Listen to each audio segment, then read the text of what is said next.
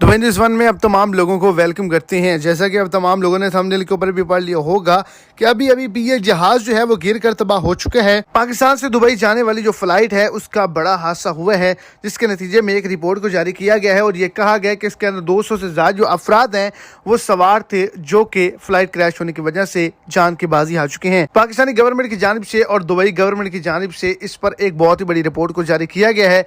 तो इसी हवाले से आगे चल के मुकम्मल डिटेल्स जो हैं वो आपको इसी शॉर्ट्स वीडियो के अंदर मिल जाएंगी। वीडियो को एंड तक देखें और अगर इस चैनल पर आप फर्स्ट टाइम है तो लाजमी से चैनल को सब्सक्राइब करें, वीडियो को लाइक करें और अपने दोस्तों तक इसको ज्यादा से ज्यादा शेयर करें। तो आपको बताता चलूं कि सोशल मीडिया पर यही बताया जा रहा है कि इंडिया से दुबई जाने वाली फ्लाइट, पाकिस्तान से दुबई जाने वाली फ्लाइट जो है वो तबाह हो चुकी है। इसके अंदर जितने भी अफराद थे वो हलाक हो चुके हैं।